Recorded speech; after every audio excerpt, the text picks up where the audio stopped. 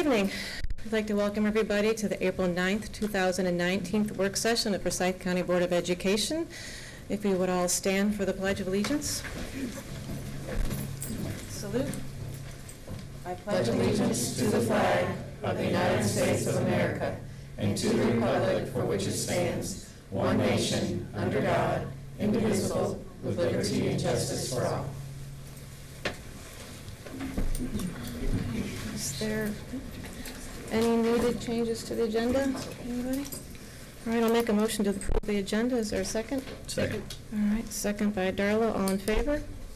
That's unanimous. I just want to note that Mr. McCall is not with us this evening. He had some mandated training for his other job, so it's not that he didn't want to be, but he just had to be elsewhere tonight.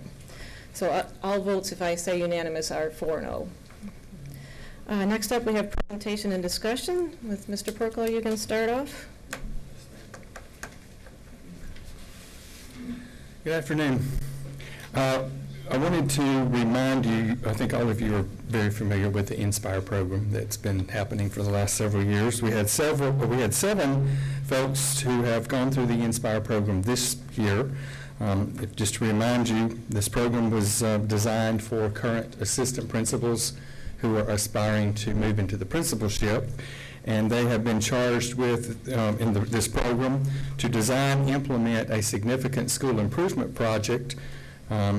In implementing the project, taking total responsibility for that and for the results of the project. So as part of this program, they are to give a brief presentation of their project to you, the board. So we have 2 this afternoon. We have Jill Short, who's the assistant principal at Piney Grove Middle, and Jennifer Amburgy, who is the assistant principal at Johns Creek Elementary.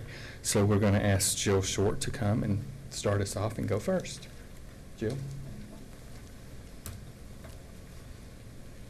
Thank you very much. I'm excited to be here to present with you. Let me get my here. They told me it would take just a minute for it to pull up, so.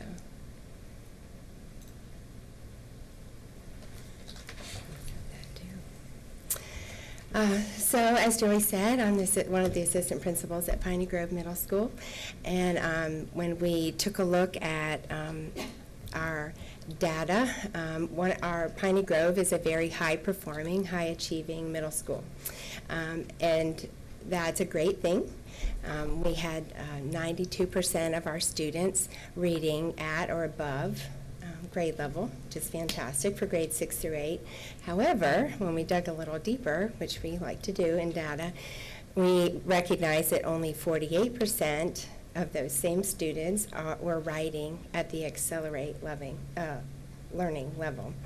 So this project was really about how we can close that gap.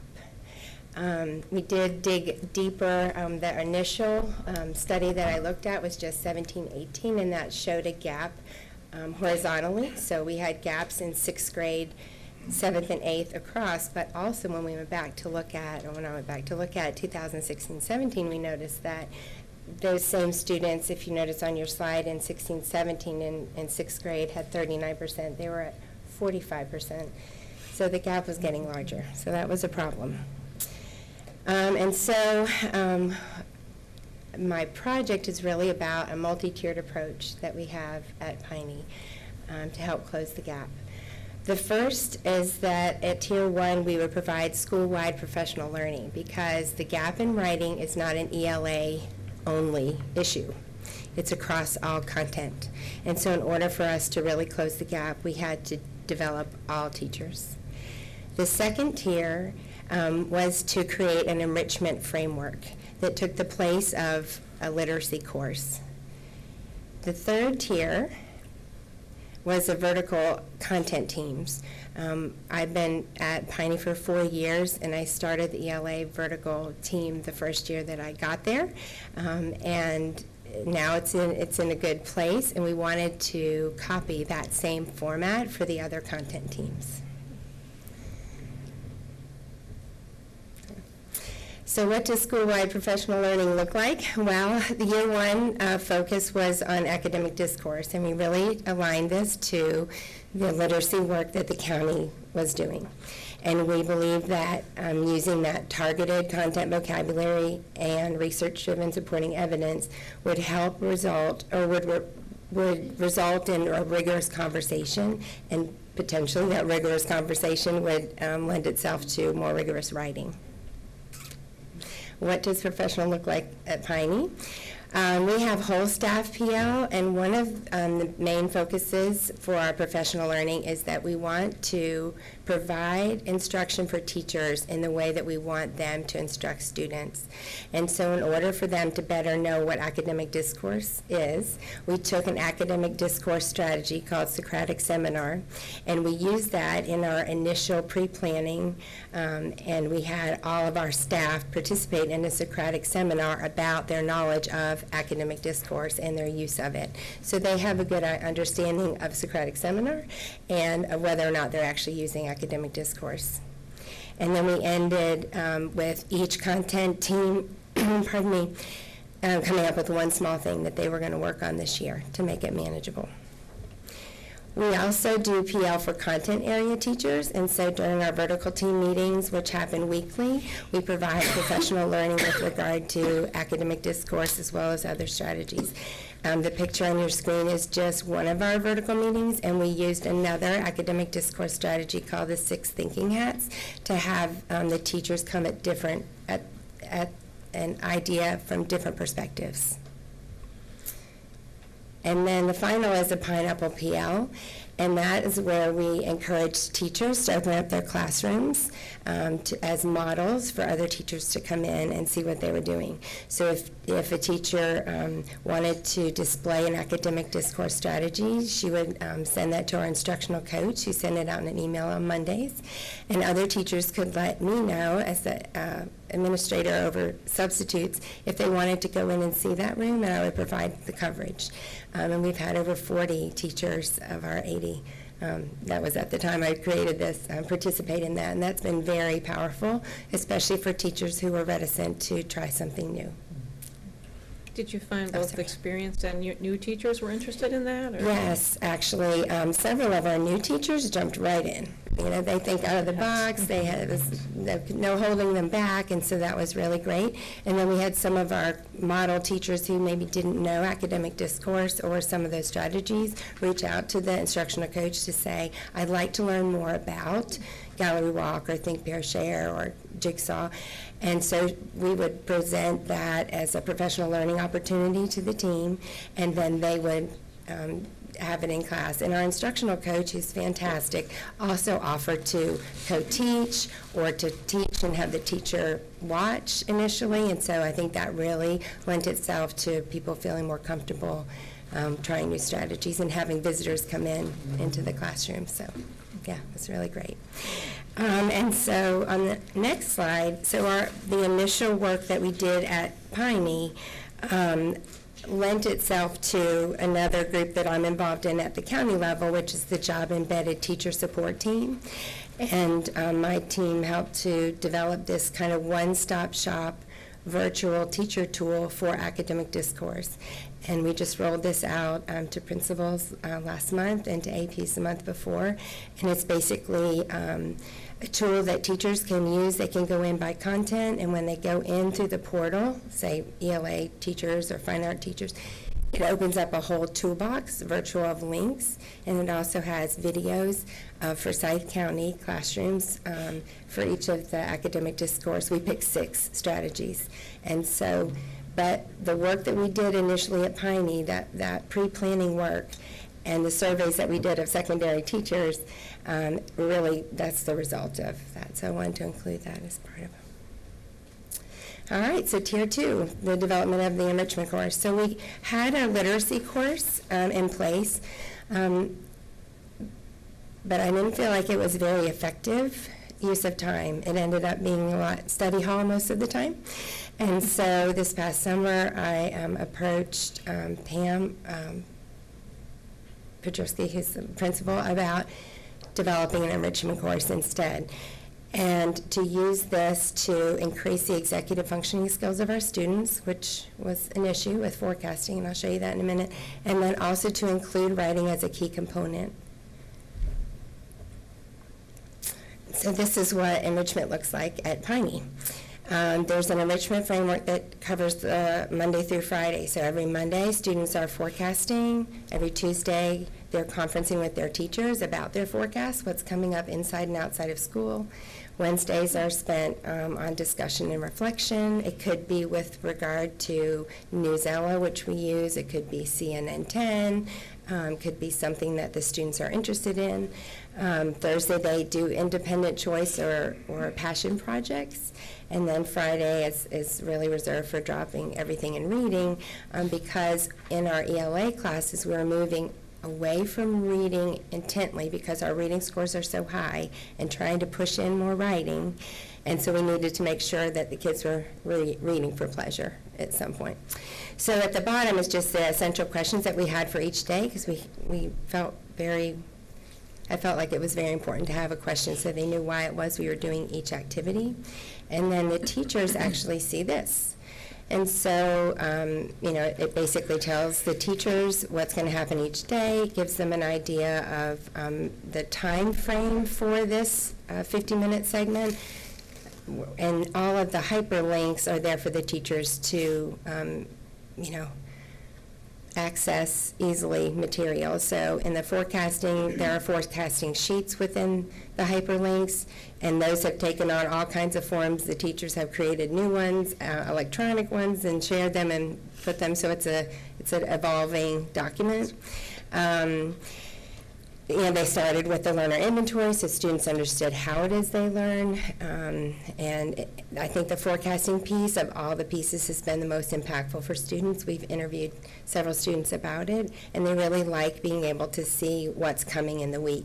Helps them plan inside and outside of school. We have learning support time, and they use it to plan for that. If they need to do help sessions, they have it all laid out in front of them, but it's their responsibility. So they get on their It's Learning pages to figure out what's due, and then the wrap-up, which is something we're still working on, but there's some closing strategies as well as some assessment possibilities because there is some assessment that takes place in the enrichment course.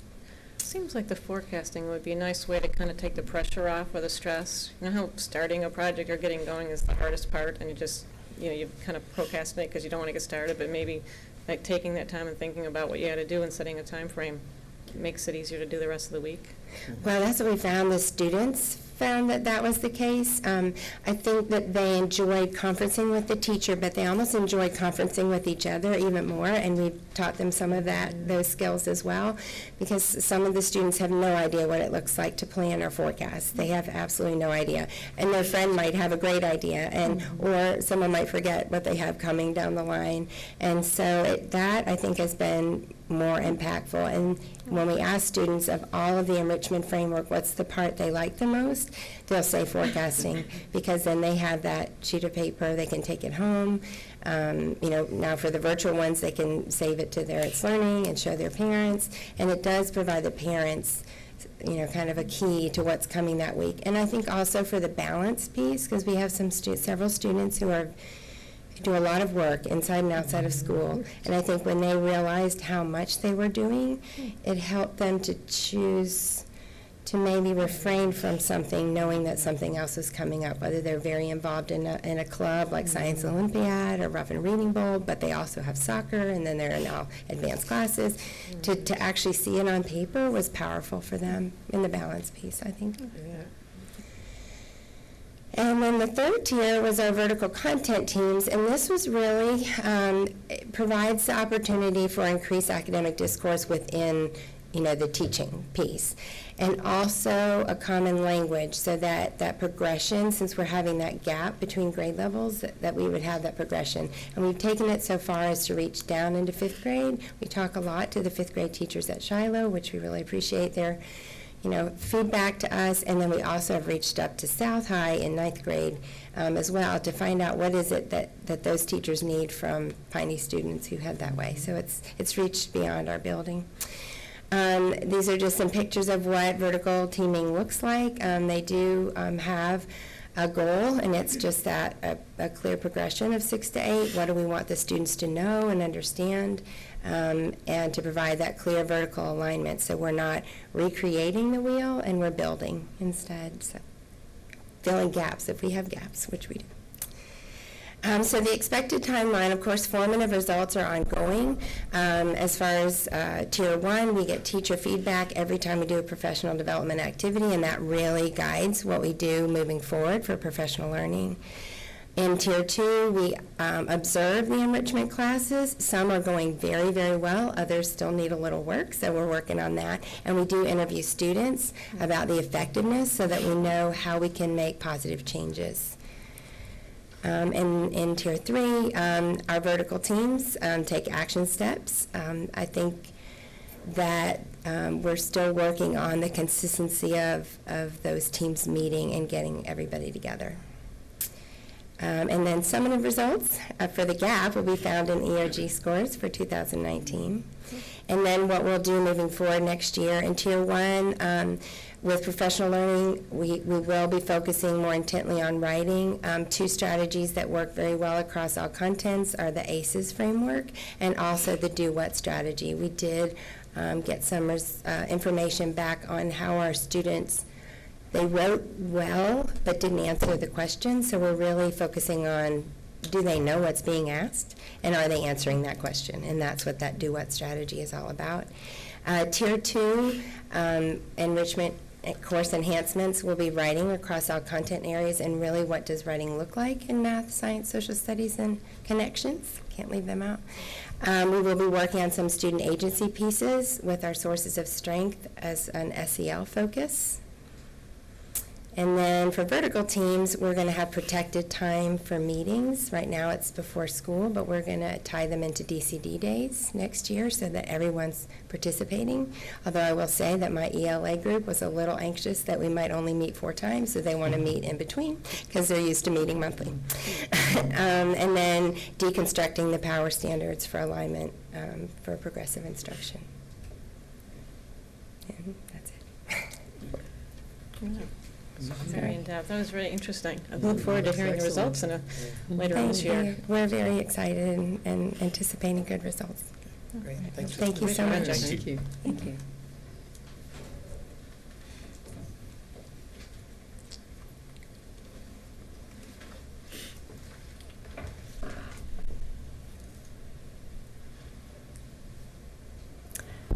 Good afternoon. Thank you to the school board, Dr. Bearden, and our guests. Thank you for allowing me the opportunity to present my Inspire project to you all today.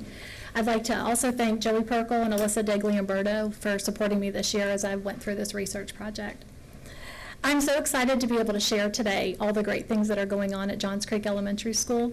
But as Dr. Bearden often says, if you're not going forward, then you're going backwards, and there's no such thing as the status quo. So there's always something that we can look to improve upon at our schools. At Johns Creek Elementary School, we've seen that our parent involvement has recently started to decrease, but we've also noticed that our demographics have changed drastically in the last few years. So we wanted to try to figure out if there's a way to better meet our parents' needs and to find out who we are actually serving in 2019. A little bit of background about Johns Creek Elementary School. We opened our doors in 2007. We had 860 students that came from Sharon Elementary and Big Creek Elementary schools. And the demographics at that time mirrored the populations of those 2 schools, but there was little diversity at Johns Creek. I'd like to take the next few moments to share this graphic with you. Jeff Hunt was able to provide me with some of the student demographics going back to 2010. Even though we opened in 2007, I thought this was still a great visual. In 2010, you'll notice on the chart here, I have the years at the bottom. It goes in 2-year progressions, but each year is noted in the middle mark there. We have 2 different demographics represented here. We have the white Caucasian population, which is the blue line. You'll notice in 2010, we had 61.6% of our population identifying as the white Caucasian population. And in 2010, 27.3% of our student population identified as being Asian, according to the demographics when they fill out information at the Hill Center. You'll notice the lines make an X. And so it is completely a reverse population in 2019. These are numbers as of last month. We are currently sitting at 18% of our student population is identifying as being white and 69% identifying with the Asian nationality. You'll notice in 2014, that's when our majority demographic began to flip-flop. So we have an exact reverse population of where we were when we opened our doors. So it was important to us that we looked at who are we currently serving and how can we meet the needs of our families that are currently in our building. This became the focus of my project for this year. We wanted to look at the desire of our families who were serving at Johns Creek. We thought it'd be important to go out and visit into the community and learn more about the cultures of the families in our school. We wanted to partner with our parents and really wanted to educate our families more about the social emotional learning piece. It started with the parent survey. So I started to create a survey, and like any good survey, it needs to be vetted by several people. So we changed the questions a little bit and make sure it was what we were trying to capture. Our administrative team looked at that. We sent it out in the beginning of September. We actually had 114 families respond, which was pretty good turnout for a survey. 114 responded, and we had a great representation of the makeup of our school. We had parents who had been there for 1 year, parents who had been there for multiple years. They had children in various grade levels, and they also represented all the different demographics in our building. What was important is that we found out exactly what was the parents' goal for sending their children to our school, because in this day and age, our parents have a choice of where they choose to send their children. We wanted to know what did they want from us at Johns Creek and how can we meet their needs. So we had an open-ended question at the end, and that was going to provide us the main information that we were trying to receive from this survey. As the results came back, our admin team looked at the results that came, and we really focused on what was most important to our parents. And if you'll see at the survey that here, there's 7 different categories in this open-ended question that rose to the surface. Safety and academic success were right up there, and but we were very happy to see that happiness and self-confidence, relationship with their teachers, helping their children be well-rounded and love learning and making learning fun were also a priority for our families.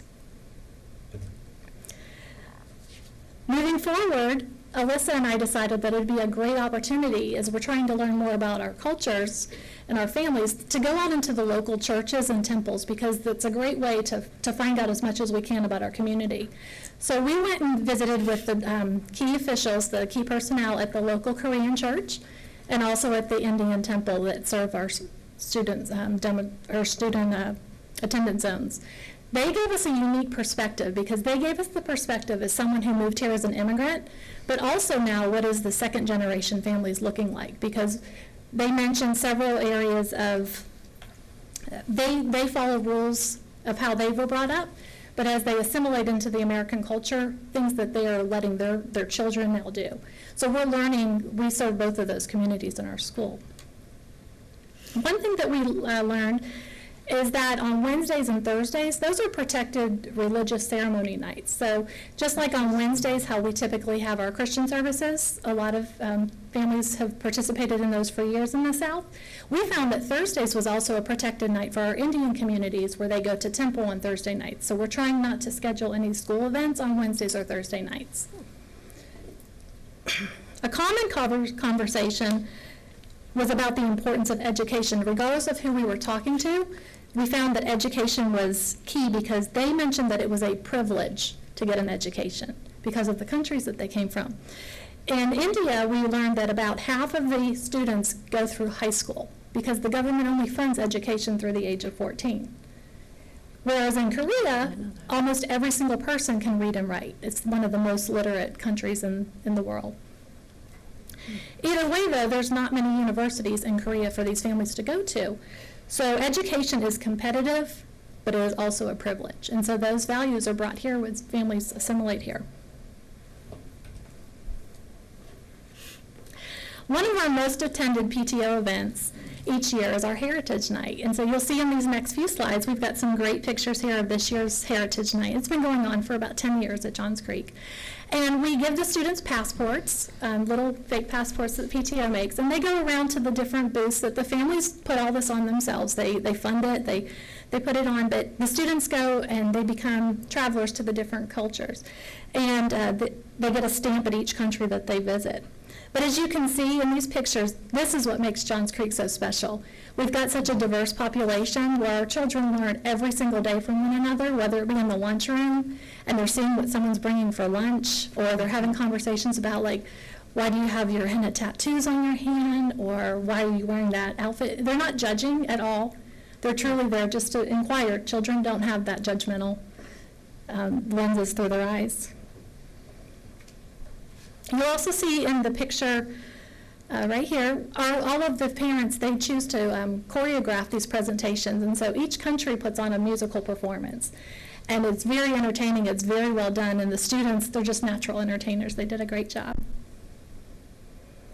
And the evening ends with a parade of nations, and the PTO purchases all the flags for these different countries that are represented.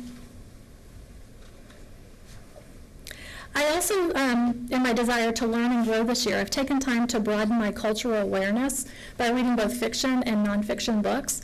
And this has been very informative, and I've been able to learn more about the cultures that are most prevalent at Johns Creek. Our emphasis this year has been on balance for our children.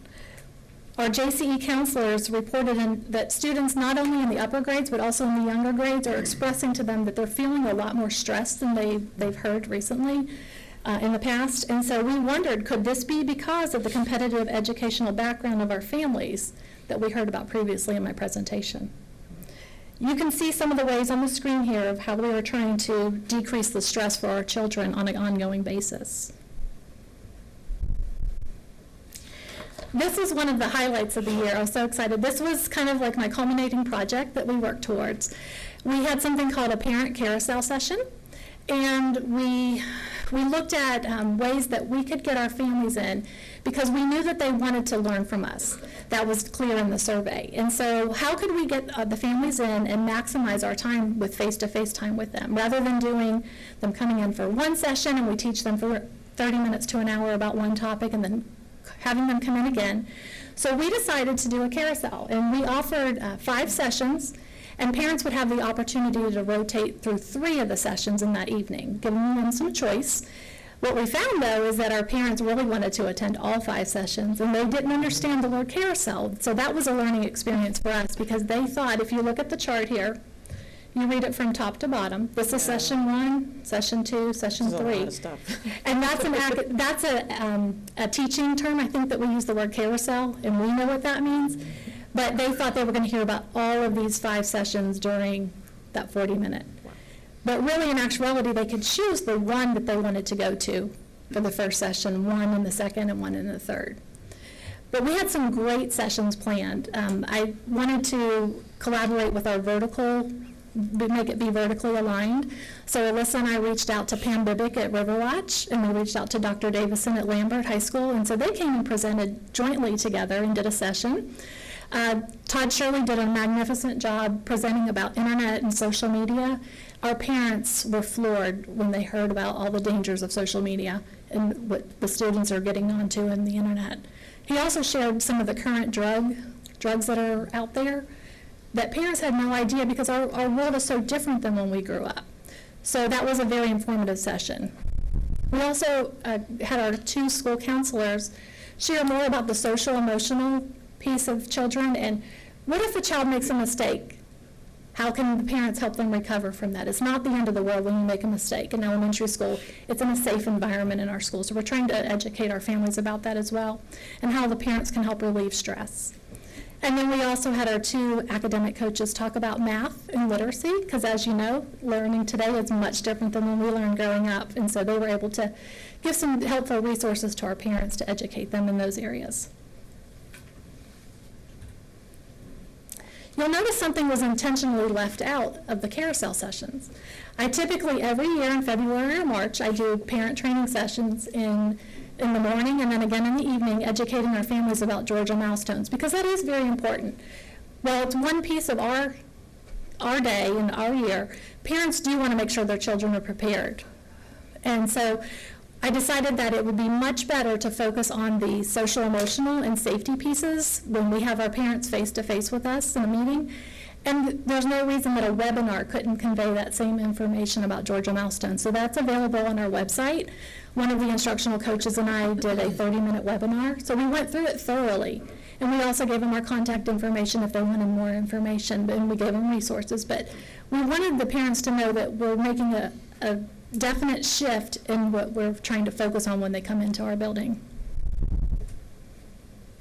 We got some feedback from the survey, or from the parent carousel sessions, and about 100 parents attended, and I think for the first time, that's a great turnout, 100 parents. 42 parents participated in the survey, and 100% of the people who filled out the survey said that they would love to see these sessions offered again, and they also said that they would be sharing this information with other people. They also had some open-ended questions, and so they requested, could the presentations be available to them so that they could share with others or so they could review it again. So within the day, we had the presentations available. They also wanted to know, when are we going to do this again, because they wanted to go to all 5 sessions. We will be having, just so you know, we will be having this again in the fall, and I'd like to personally invite each one of you to come attend. We'll let you know when that's going to happen. But it was very successful. We're very proud for the first time, we're very proud of how this came together, how we use parent information. It drove our instruction for this year, and it guided all of our decisions going forward. What did I learn through this project? I learned that at JCE there's been a heightened priority on academics because a lot of our parents are first-generation immigrants to the United States, and they're just parenting the way that they learn based on the system that they were born into. But I also learned that JCE parents are eager to help their children in any way that they can academically, but they've also shown that they are very eager to help their parents, help their children have a more well-rounded approach to parenting with a focus on social-emotional learning. A successful school needs to remember the importance of the team. Together, everyone achieves more. We need to support our parents, teachers, and community. The support of our parents, teachers, and community. This year, we needed to revisit who we are at JCE and how can we meet our families' needs in 2019. So what did you learn about the parent involvement? I was just going to ask. Parent involvement, we found that they're eager to get into the classroom. They're just not sure how that they can help. Okay. And so educating them that they don't have to be an expert on something. They just have to be willing to come in. Okay. And letting them know that we want them there for fun activities too. It doesn't just have to be drill. Okay. Cool. The data that you show, the transition in the demographics, is not unique to Johns Creek Elementary. No, it's- Dave's Creek Elementary has gone through it, and several other schools. So I hope that they're watching this. But is there ways that you're going to share this with other schools? I can make it available. Don't you think that could be? Sure. I really like that it was not just academics. I like that it was social emotional. Yes. Very key to our current strategic plan. Yeah.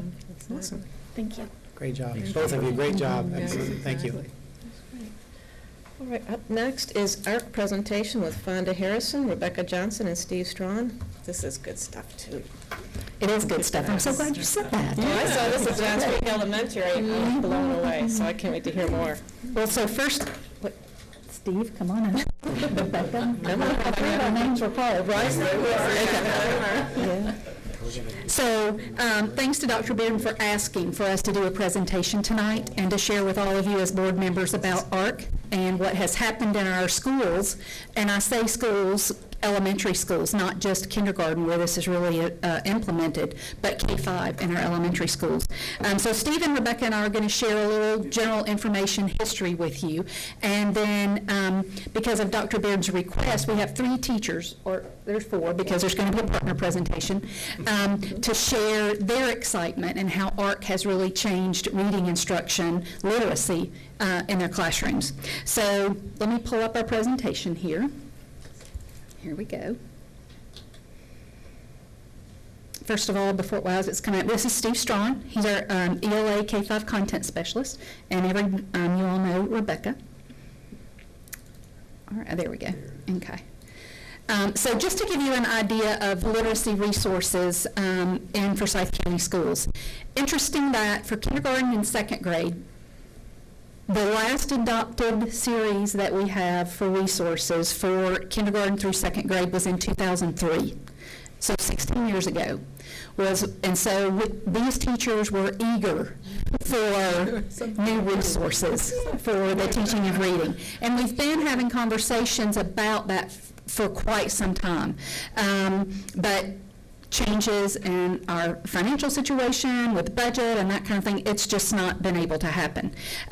We did, however, in 2008 third grade through fifth grade, we did adopt some resources there. We looked at resources for K2 at that same time, but it was the decision that we had the leveled readers, we had the things in place in kindergarten through second grade, budget was tight, we could make do for a little bit longer. So that was the reason that we didn't adopt at that same time in the early primary grades. Then, if you remember, when Dr. Bray was here, we adopted the HMH digital resources. Those really turned out to be ineffective. All that it really was PDFs that were scanned into that students could access, and it really wasn't what we needed to teach reading or language arts K-12 in Forsyth County schools. So now I'm going to turn it over, I think, Rebecca, are you next? All right, Rebecca's going to share. Just for a minute. I'm just going to remind you of something, yes, you did, something we talked about last fall when we gave you the binders, and in those binders there were documents called literacy profiles.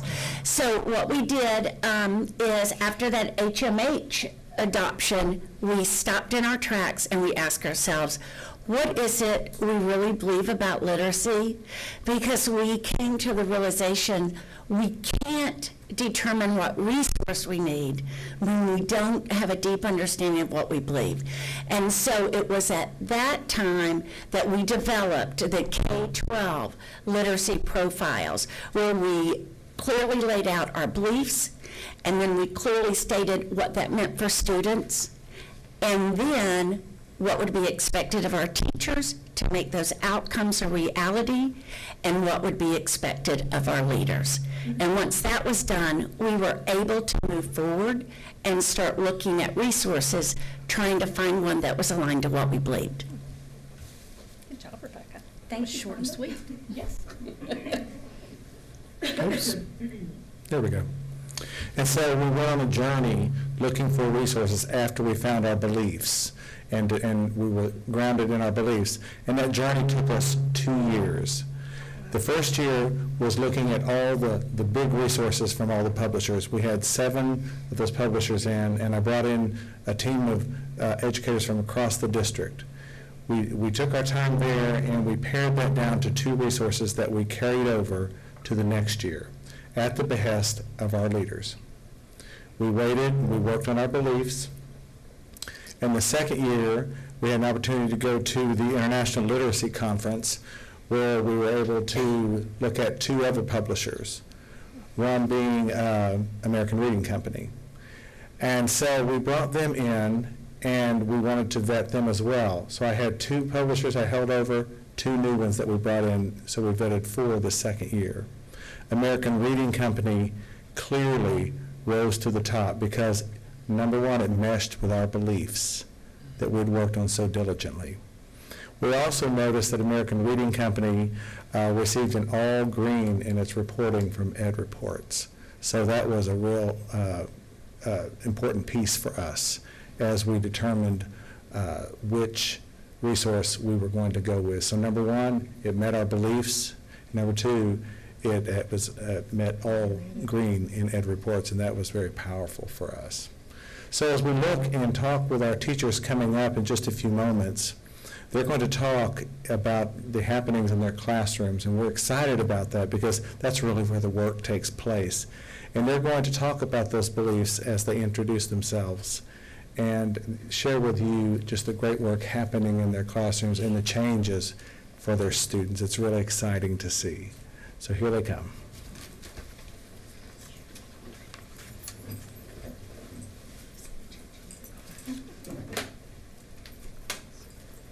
Hi, my name is Maggie Tompkins, and I teach kindergarten at Shiloh Point Elementary. As a county, we believe that all leaders and teachers create a learning environment that nurtures students in the beliefs, behaviors, and practices of a literacy-rich environment. The difference between ARC and other programs is that ARC not only focuses on reading achievement, but also has a big focus on reading engagement. In each, we don't just track achievement anymore, we also track their engagement throughout the year. So we have a set of criteria that we look at, and we track to make sure the students are engaged in their reading and not just reading because they have to, because I asked them to. We also meet with each student individually, and during those reading conferences, we always start with an engagement conversation. We ask why they chose the books, what kind of books they like to read, so we get to know them as a reader and what drives them in reading and what excites them. One of the biggest difference in ARC as a teacher is the resources that we've been given. In the past, especially for kindergartners, it's been hard to find level-appropriate books that they could read. A lot of times we would resort to just paper copies of things because we didn't have the resources to give them. In return, that made our 5- and 6-year-olds feel like they weren't readers because they were reading off of paper.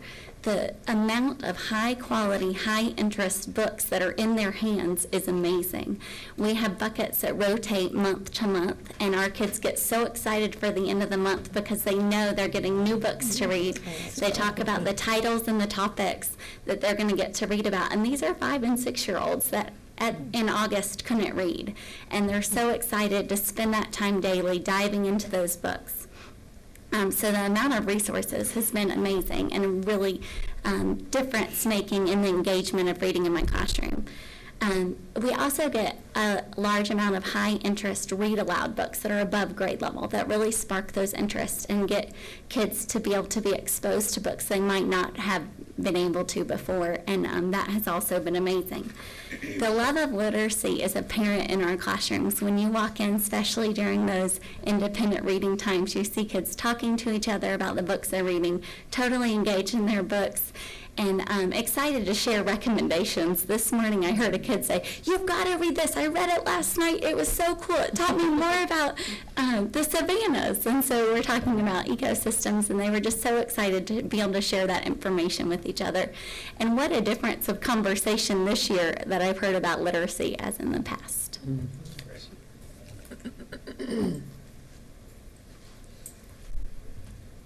Okay, good afternoon. My name is Shelley McCannon, and I'm a kindergarten teacher at Silver City Elementary. We believe all teachers explicitly teach and monitor reading, writing, speaking, listening, and viewing through balanced literacy instruction.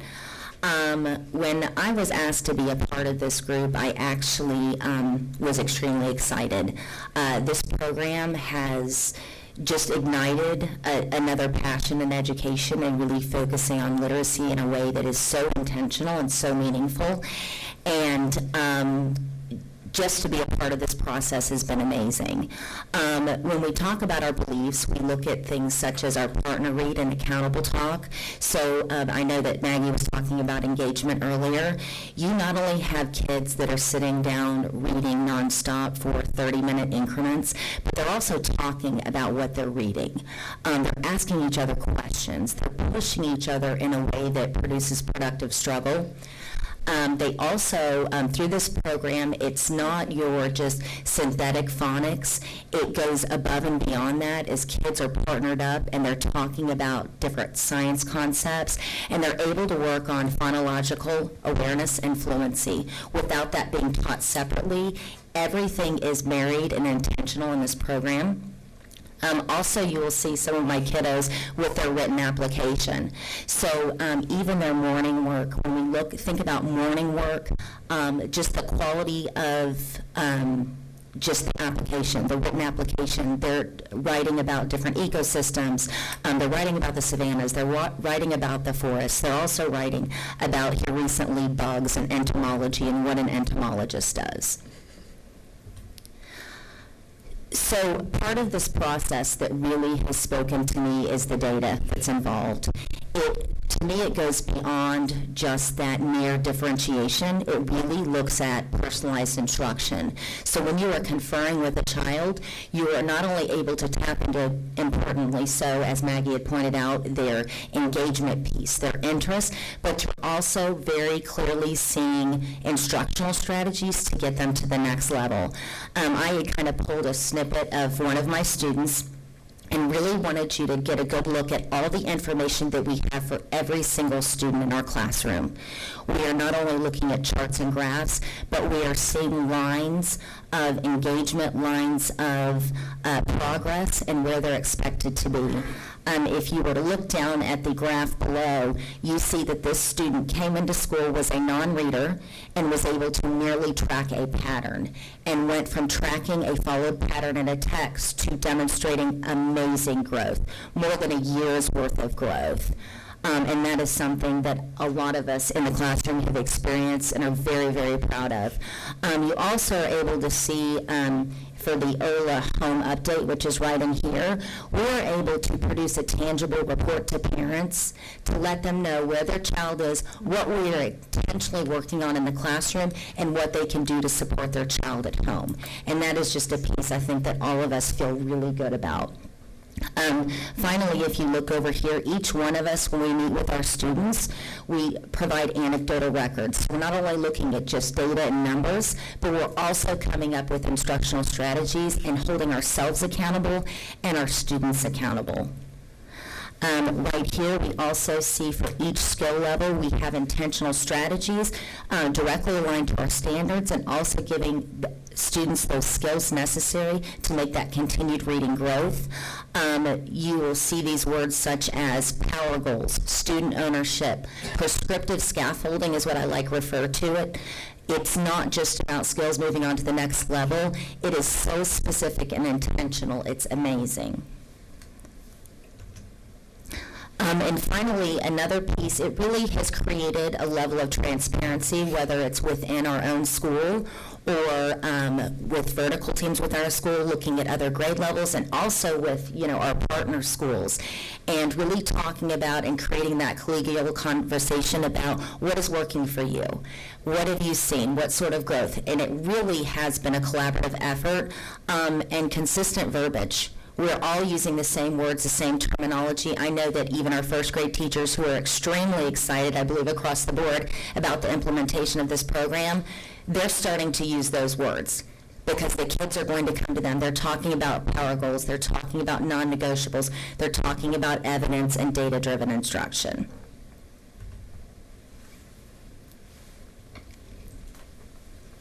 Hello, my name is Kristie Hubbard, and I teach kindergarten at Cold Mountain Elementary. And I'm very excited to share with you guys today about what I do and what we all do on the daily, which are the best practices. But before I start with that, I just want to share this belief. The partnership of schools, families, and community is essential for developing literate learners. And ARC definitely supports that 100%. Best practices, and this is what we all do every day. The first thing is a morning message. I love the morning message. I start my day off every day with a morning message. It is where teachers and students work together to compose a message, and you'll see an example of one on your screen there where it's talking about entomologists learn about. But we work on these and compose these together daily to reinforce foundational skills. And I know my students so well through ARC and because of ARC that everybody can participate in this morning message. I may leave out a capital letter or something, and I know which students are working on capital letters, so I can call on those students to come up and help me with that. I know which students are working on power words and which power words they're working on. I can call them up to come and help me find a power word in my message or spell a power word in my message. Everybody is engaged during this morning message, and everybody participates. I love starting my day with a morning message. It just kind of sets the tone for the day. Another thing that we do on the daily is interactive read aloud, which you've already heard about a little bit. And we use this as an opportunity to model to the students great reading practices. And it also teaches standards, it increases vocabulary, and background knowledge. I know our ESOL teacher, after finishing her access testing just a few weeks ago, stated that she's really encouraged about the amount of students that she thinks may test out because of the vocabulary knowledge that they had. So that's awesome, I thought. Writing, we write every day. We know that reading and writing goes hand in hand. So students write daily, where the focus is on communicating information that we've learned. The writing is meaningful to each individual student, and it is connected to his or her ERLA goal that you heard about earlier. They have a reading goal, and we make sure that we mesh that also with their writing goal as well. We have stations every day where students get to practice their foundational skills that were previously taught, their power words, their independent writing. We also throw in some art and play for them to do so that they get that interaction with one another. One-on-one formative assessments. Love it. This is what helps me know my kids like I know them, okay? We will pull them and have conferences with them. I'll meet with 4 or 5 students a day, and sometimes even more if I can find the time. But we meet with them and we establish their reading goals and get to have that one-on-one conference time with one another. Also, our kids are shopping for books every day when they come in. They know to go straight to shop for their books, and they get to pick out the books that are interesting to them. And we are working on building stamina. Because at first, the kindergartners, we thought, oh no, they're not going to sit and read for 15 minutes, much less 30. But we're there. We're there. If you walked into our classrooms today, you would see the students sitting, reading, focused, engaged, reading their books. That's why the first grade teachers like it. Exactly. And they've been in our classrooms and have seen it, and they're so excited about what's coming down the pipe for them. So, but we do have a little problem with this, and it's a good problem to have. Our books are being read so much that they're falling apart. So we could use some more books. Since we're budgeting. And some tape. Another good problem to have is we have students that are reading on higher levels than they ever have before, and ARC provides us with certain levels of books, and so we have kids that have already surpassed that level, and we're needing more. So we're needing to get the right level of books in these kids' hands so that they can continue to grow. And then the last thing, and something you've already heard about as well, is the accountable talk. And this is where students just stop for a moment and they share with one another, or they share with the whole class about what it is that they've read about that day. We have kids in kindergarten using vocabulary words like adaptations. We have them using words like omnivores, herbivores, carnivores, and they understand it and they're using it correctly. And it's just amazing to walk by and hear these little 5- and 6-year-olds have conversations using that kind of terminology. So one thing that happened to me last week, I was walking by listening to some accountable talk, and I heard a little girl tell her friend that mosquitoes bite you more when you're wearing blue. And I said, you've got to be kidding me. I've got to look that up. And I went and looked in her book, and it said it. And so they bite more if you're wearing blue. And only females bite. So there you go. Only females bite. Only females bite. I've known that from. And now we have Michelle Trailer. My name is Michelle Traylor. I'm also a kindergarten teacher at Coal Mountain Elementary. In closing, ARC has brought to us and our students great success this year. However, with any great success comes great challenges as well. A big challenge while implementing ARC this year was to change the mindset of parents and students that reading should no longer be considered homework, but rather something that students want to do and enjoy doing. How do we do that? We began by instilling good reading habits at school, and then we encouraged our parents and students to carry over those reading habits at home. Some students were able to establish those habits easier than others. With so many working families here in our Coal Mountain community, it was harder for some students to get the reading support they needed at home. In order to help those students, we reached out to our school community by using staff members. We brought in 5th grade students, and even students from the high school came down to read with our students. Other schools have used Board of Education members Rotary clubs, and guest readers to help students get the support they needed. The community has definitely played an important role in the success of ARC this year. It has also been very important that we recognize and celebrate reading successes daily.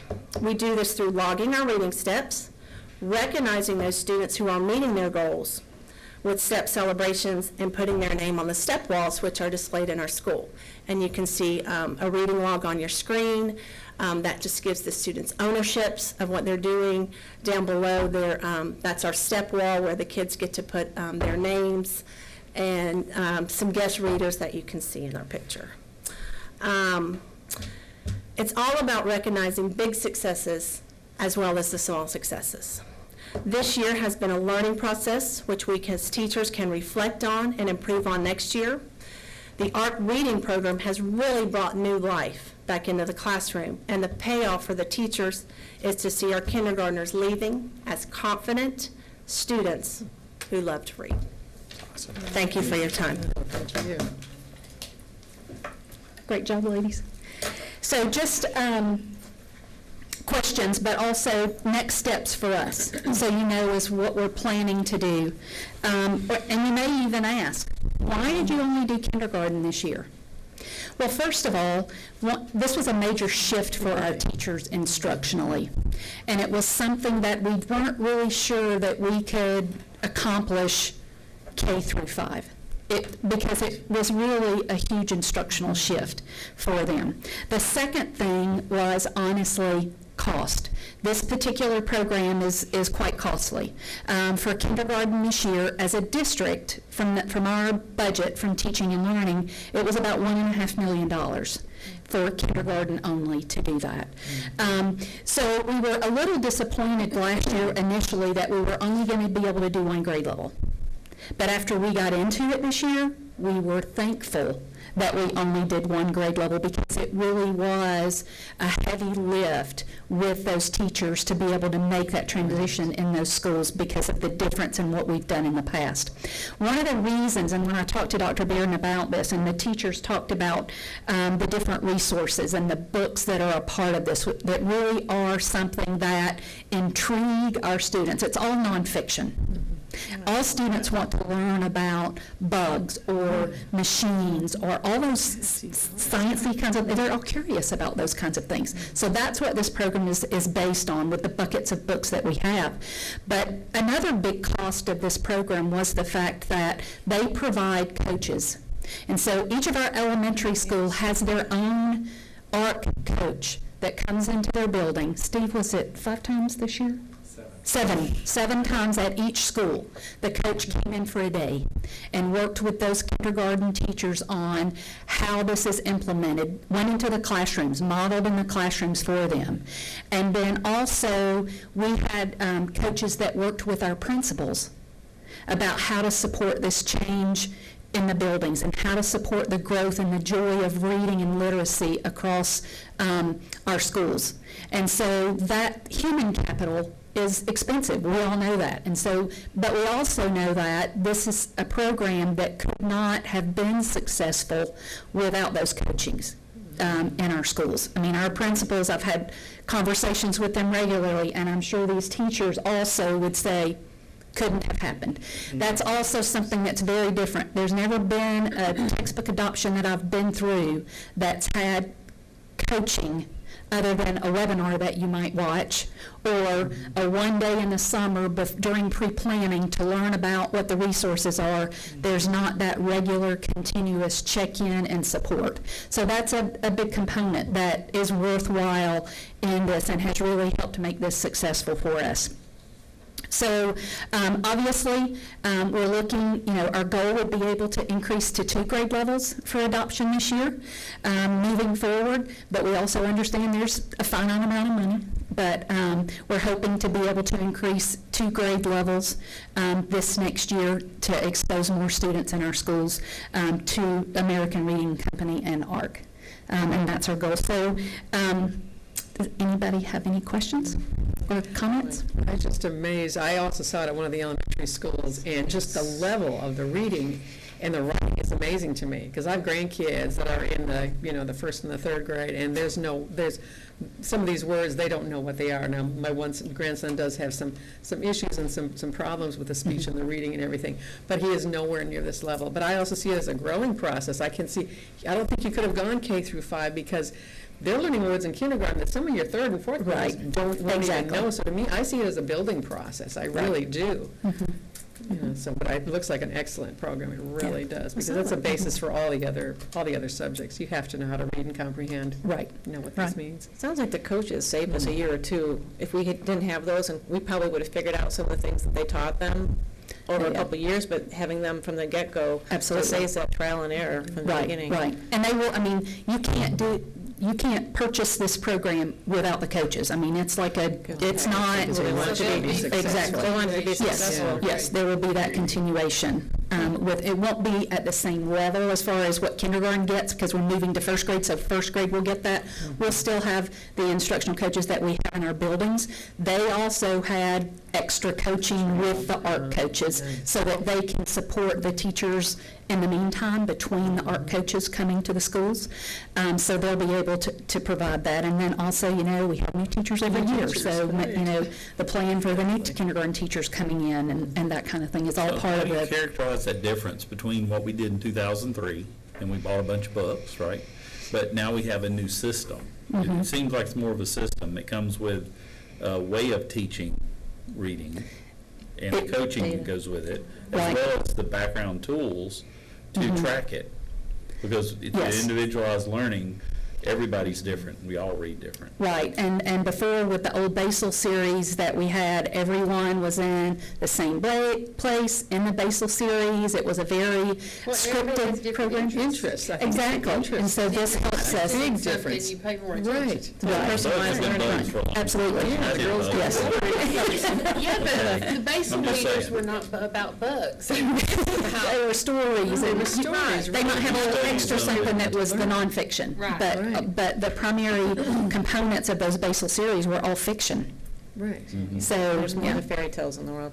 Exactly. Well, one of the things I saw at Johns Creek also was the data, the amount of data that was in there, and we saw some of that on the screens, but that's got to be helpful as a child rides from kindergarten to first grade. That rising teacher can see their progress and maybe see their strengths and weaknesses and what worked.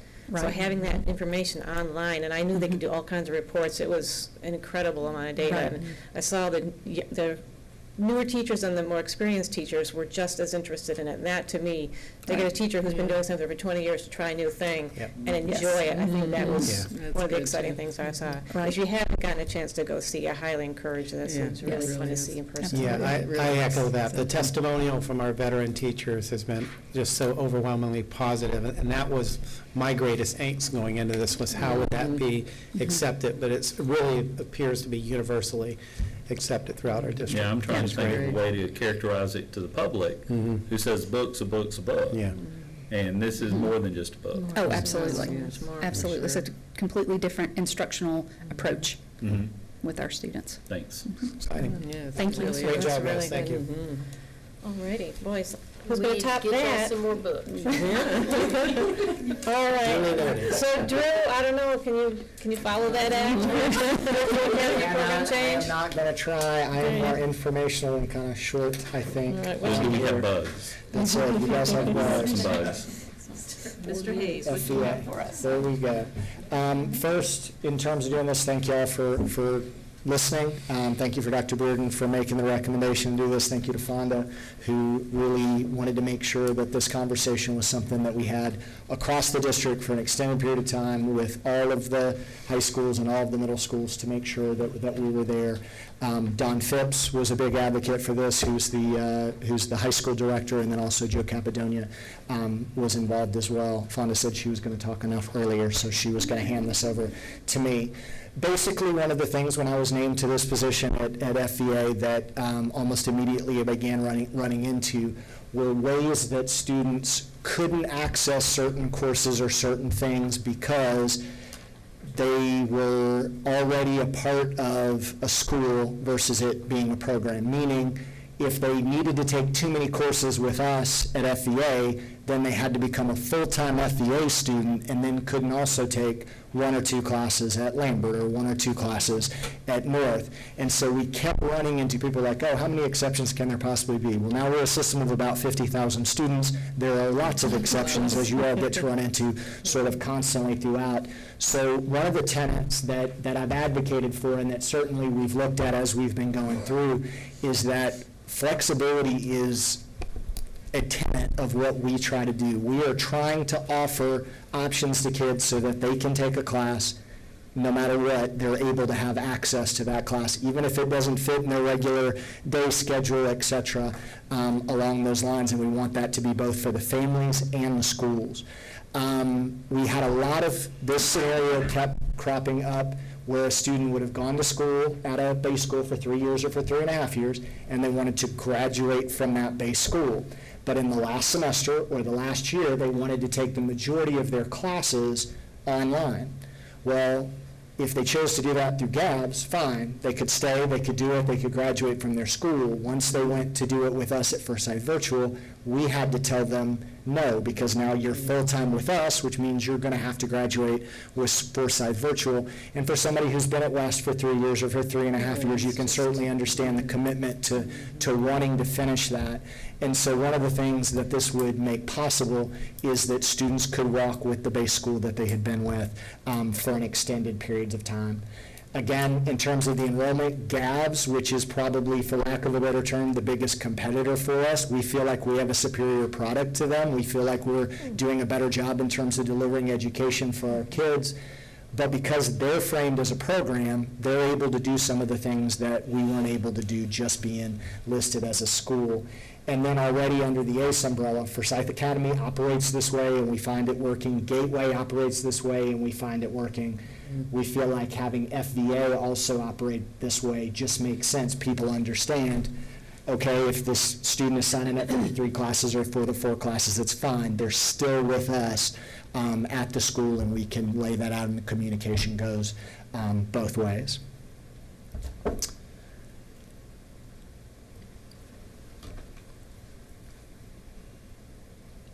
The other scenario that we're having come up more and more is middle school parents are wanting to be able to do this more than they've had in the past.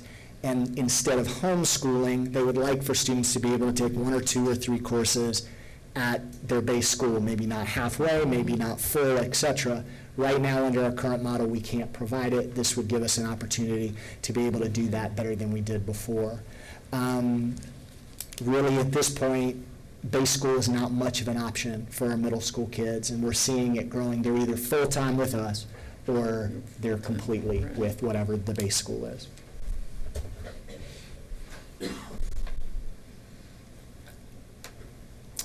The other issue that's come up quite a bit is extracurricular activities. You'll have students who are absolutely committed to, I don't want to leave my base school because I want to be involved in this one club, this one organization, this one sport, that is my tie-in to school, but based on all of the rest of my schedule, I really need to be able to be online. In our current framework, we can't provide that. Whereas what we would like to do at this point is operate as we are at Forsyth Academy, which is you must take at least 1 course at your base school and be tied in there. And as long as you do that, you're able to participate in the extracurriculars and things that are there. And for an example, you're a drama student, and that is your absolute passion and the thing that you're doing. You're attending South High to do drama over the course of the time. You can take 1 other course with them or 2 other courses if you want. You can take the other courses with us, and it doesn't impede you from being able to do that.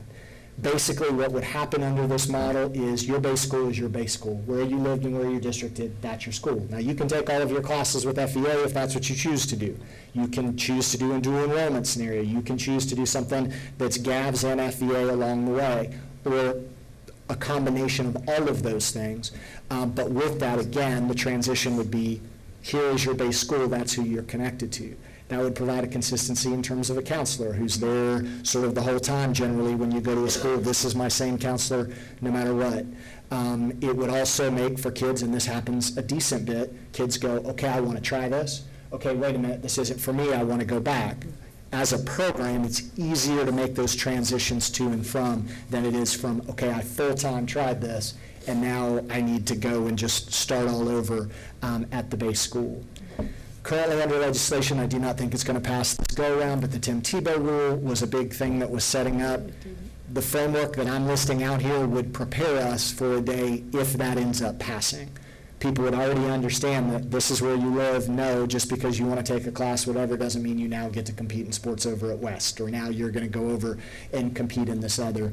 You would be tied to your base school the way that your district is laid out, and then we support that through the virtual academy. And then the other thing that we were pleased to see, and almost didn't believe it, I contacted the state, numerous people who were like, who are you again, just sort of constantly. And this is a pretty easy designation to make.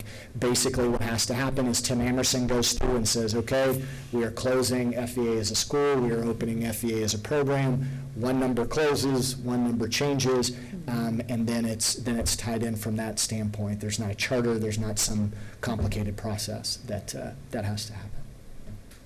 Does this have any impact or bearing on FTE at all, or is this kid here or there? It just doesn't It matter? wouldn't, no. Like okay. right now we have 1,400 students at Forsyth Virtual Academy, which if you will recall is more than what we had in the past. I was going to say, But about 100 and change are full-time students.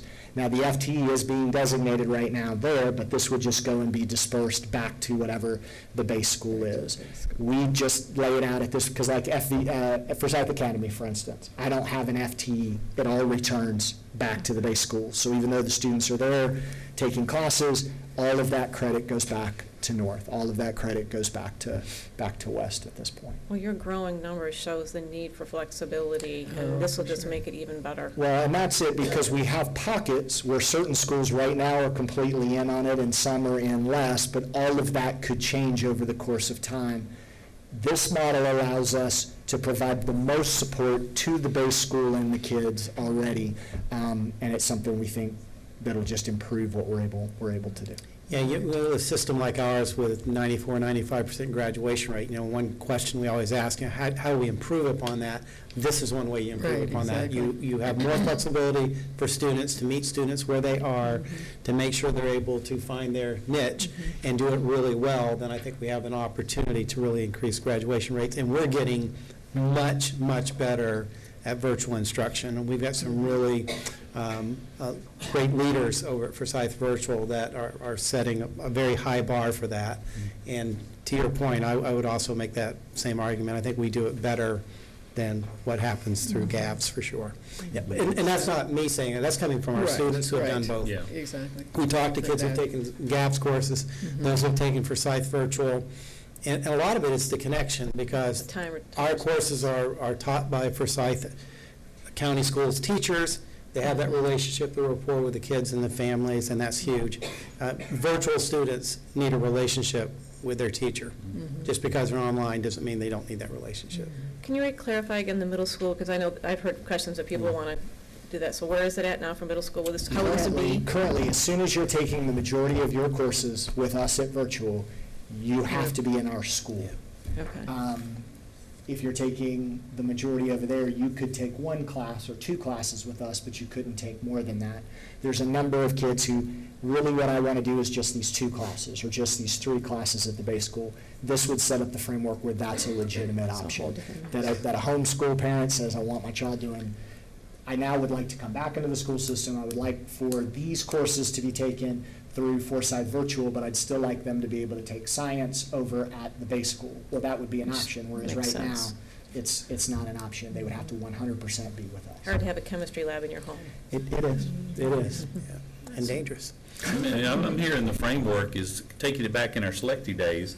It's kind of like that grid that we did, and this fits in that prison model. It kind of boxes you in, and we've always been about flexibility and trying to understand, especially with individual instruction, how do we do that better, for that student?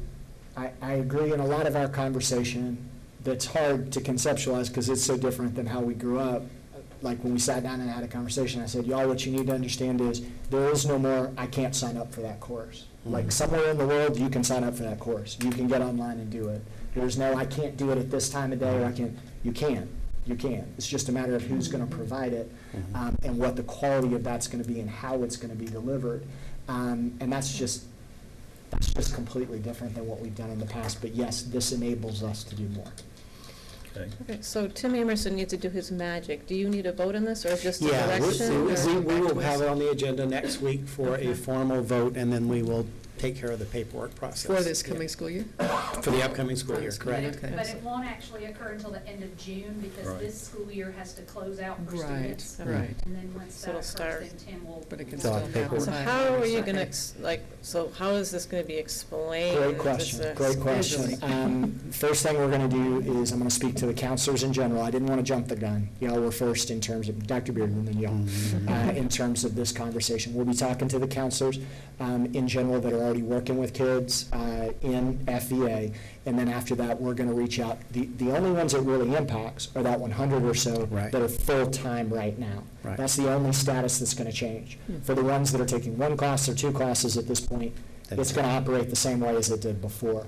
So we're going to reach out to each of the families and go, hey, we're planning to make this change, and this is how it's going to be impacted. You will still be affiliated with the base school, but if you want to choose to continue to take all your courses with us, you can. You're also going to have these other things available to you through the base school. So even if they take all the classes at virtual, they're associated and they'll graduate like with Lambert? They would, West- okay. correct. They would Okay. still be, and like right now, as Where an they- example, at Gateway or at FA, I have that exact same scenario. We graduate a student and they are a Lambert kid that is now Okay, graduating. okay. It operate the same way. So if Okay. a student is not part of your program right now, and they're a freshman at South, and they've already figured out their courses for next year, but then they hear about this opening up in the fall, Right. are they going to be able to switch? Or is They it- will, all they would have to do is contact their counselor. What we have right now is a Google Doc, basically, a large framework that's set up where the kids go to their counselor and they say, these are the courses that I want to take, and they make a request to be able to go and do that, just like you had like if you were in college going, okay, I want to pick these courses, are these available? They sit down and do that, we get it, we process, and then we schedule them. I love that for them. I just wonder if the scheduling side of the schools, could that be a potential? It's not going to be challenge? dramatically different than it is currently. Like, again, when you're talking, it could grow. There could certainly be more. One of the things we're doing, too, is we're going to have a full-time counselor that's ours moving forward. Her job primarily is going to be to go and support the counselors at the base schools to make sure they know what to do, how to do it, and help them facilitate and answer any of the questions that come up. So the plan is to do middle school and high school this coming school year? Correct. Both, okay. We actually have a handful of elementary school students who need accelerated classes that are not available at their current elementary school, so they are taking Seen some of those kids. significantly, in some cases, 2 and 3 years ahead through us, because that was the only way they could get it delivered to Yeah. them. Okay. I've seen some. Well, that's interesting. No, sounds Outside of the good. box thinking. I like that. We are All trying. right. Thank you guys so much. I Thank appreciate you. it. Good job. Mr. Wenning, what's going on the construction side? Good afternoon.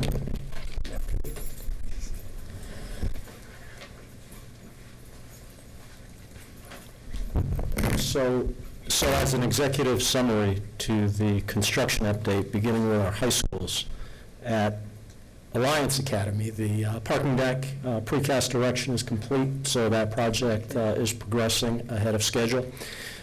Just since the past few weeks when we made the recommendation at East High School for the general contractor, fortunately, the contract is now executed, several subcontracts are executed. Tim Amerson did a great job getting the land disturbance permit.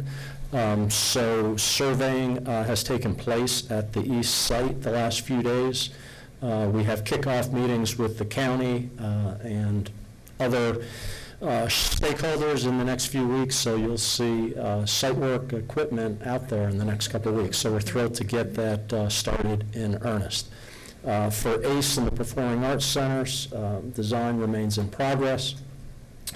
Similarly to East getting the construction approvals just a few weeks ago, we have several schools in the pre-construction process, that being West, South, and the Performing Arts Centers at North, Central, and South.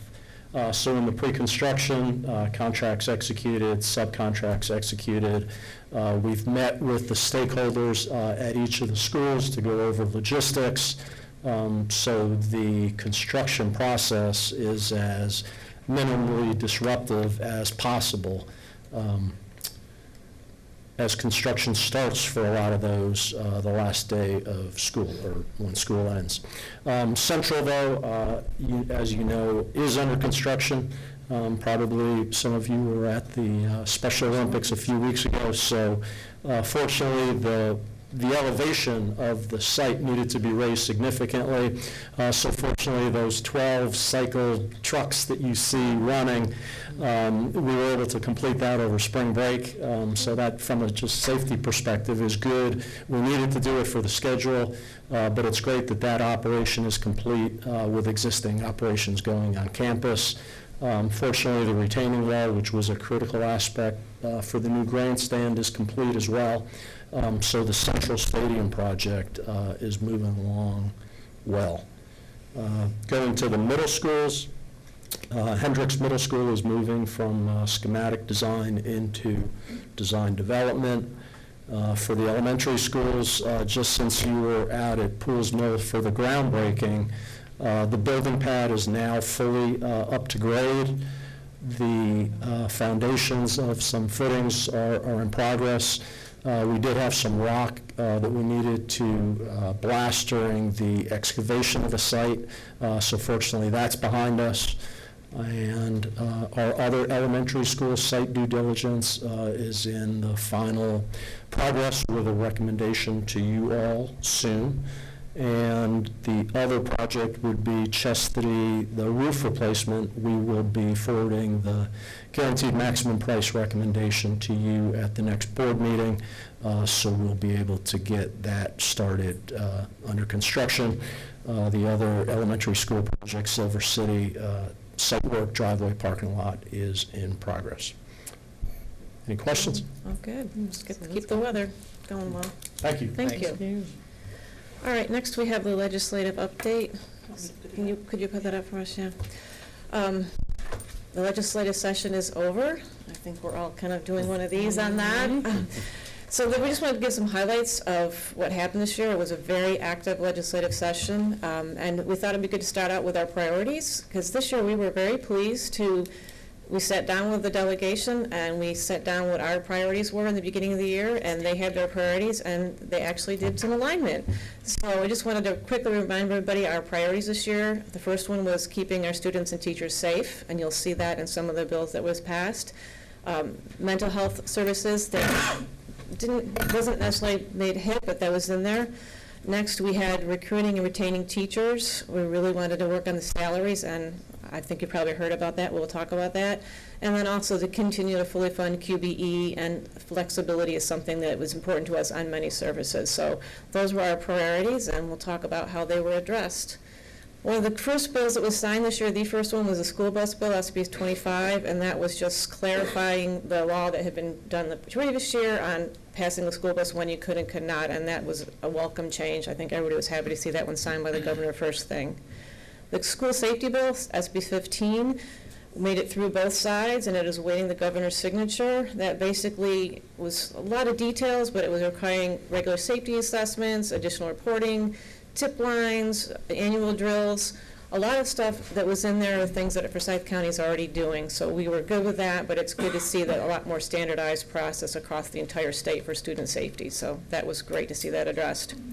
SB 83 was just kind of a revision of an existing rule out there, but it basically makes an elective out there available for history, literature, and art of the Old and New Testament.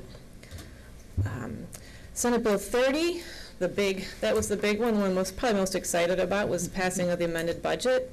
In there was $69 million roughly for school safety, which allotted about $3,000 for each school. And again, we appreciated that the General Assembly allowed some flexibility with that funds. This being a system of so many schools and 50,000 students, we have large schools, we have smaller schools, so we'll be able to apply that funds. We already have some safety projects in place that'll help supplement some of the more expensive things we're needing to do. Todd, Shirley, are you still here? Mm-hmm. Do you want to just do you want to just quickly mention some of the things that might, I know you've got things in the work that this could help supplement, or? It will, what we're looking at are assistance with vestibule entries, We are looking at additional badge access readers at every school so that teachers can feel comfortable exiting and entering the building using their access readers. So we'll decrease the propped open doors, also a ramped up software system for that. That's going to probably eat up additional communication, better intercom communication. We're experimenting with quite a few things. Right. So it's great to see those funds. We're very grateful to see that come from the state. And the biggest thing we were most excited about was the $3,000 raise for our certified educators. That would be teachers, principals, and assistant principals. I think that pretty much covers it. And then a 2% raise from the state for counselors, psychologists, social workers, media specialists, et cetera. That was passed on both sides, and the governor was supportive of it in concept, so we're obviously waiting for him to sign that. We don't anticipate any problem with that.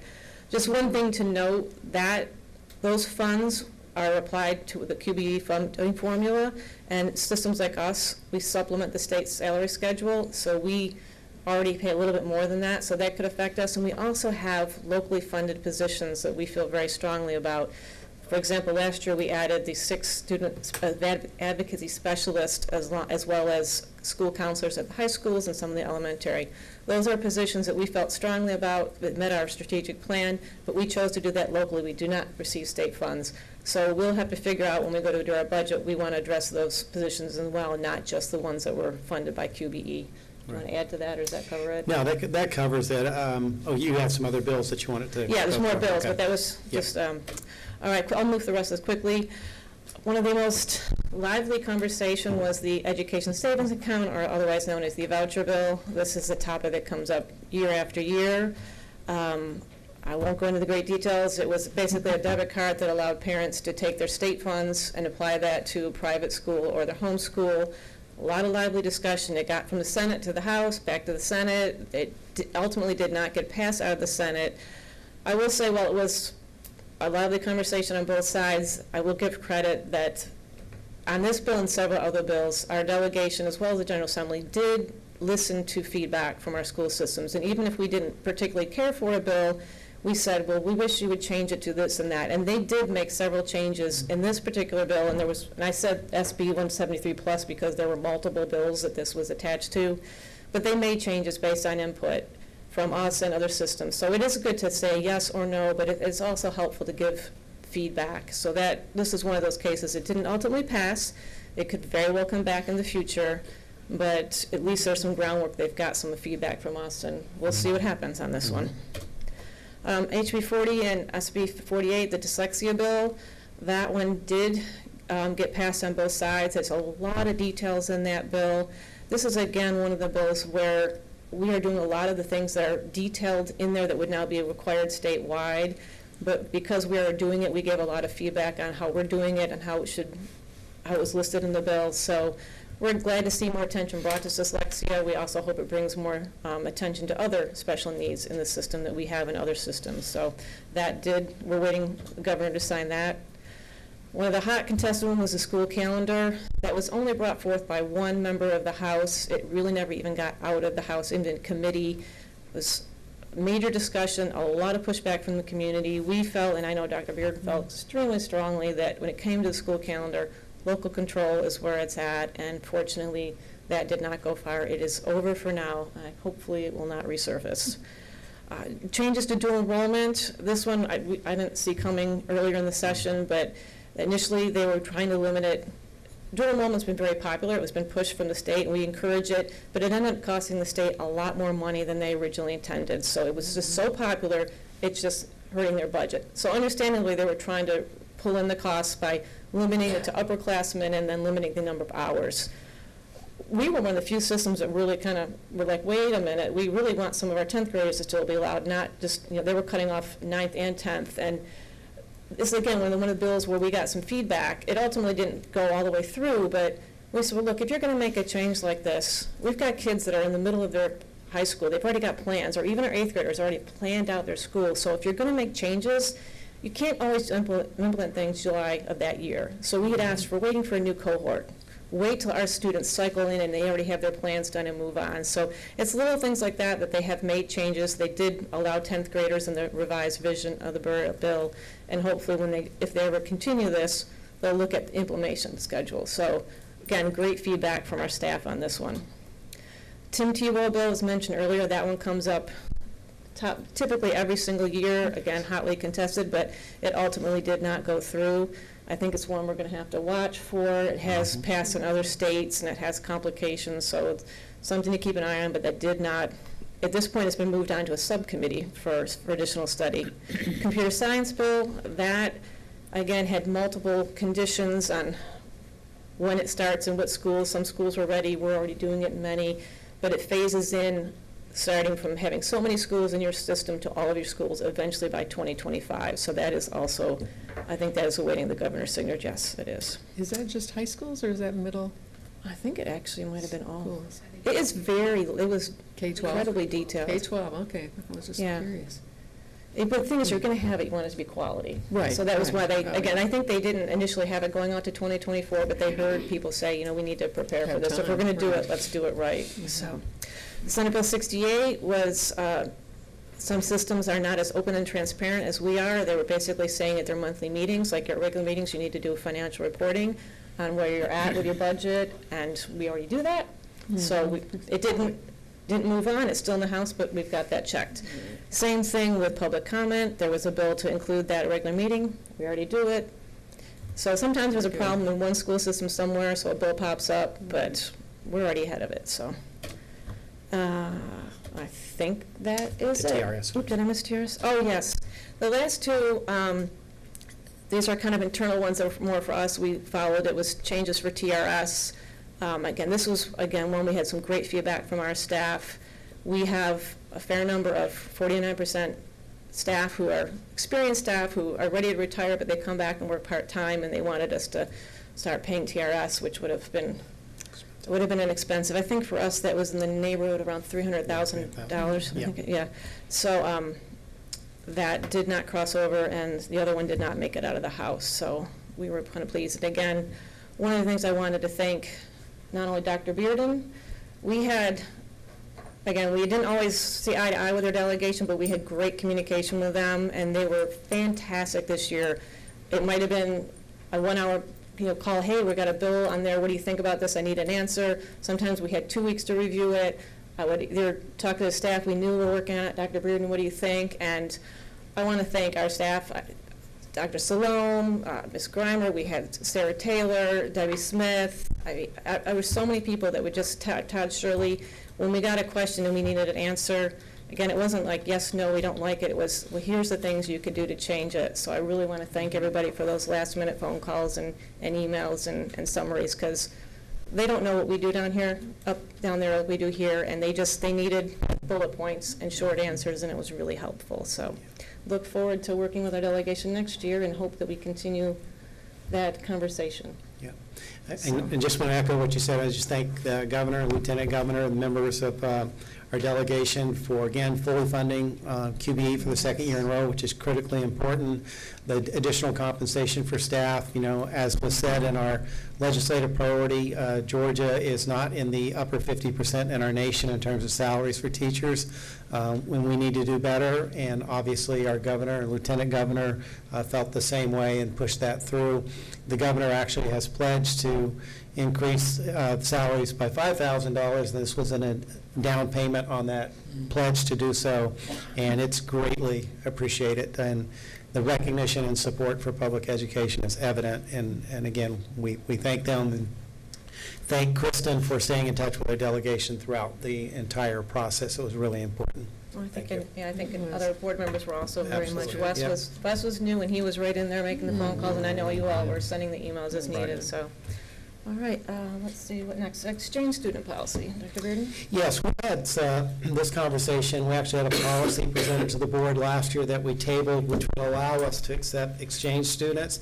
That question has surfaced again, and we have pulled the high school principals. They're unanimous in their support that the board look at this policy. So coming up in May, we will bring that policy back to the board for your consideration. It'll be pretty much as was presented last year, and if the board approves, it would put us in a position to now allow exchange students to be accepted in the Forsyth County schools. You may recall the reason we tabled it, after going through redistricting and having high schools over capacity, we just didn't feel like the time was right. But now with Denmark open, with the Alliance Academy open, East Forsyth coming on board in a couple of years, we thought it was the appropriate time to revisit that topic. Exchange students add a lot to our campuses, but again, with our campuses being overcrowded, we didn't think the time was right, but maybe it is now, and we'll bring that to your consideration in May. Okay. That's good. All right, does anybody have any future agenda items? All right, is there a motion to go into executive session for personnel? So moved. Second. Was it tied? Motion, we'll call it by Tom this time, and seconded by Nancy. All in favor? That's unanimous. Thank you.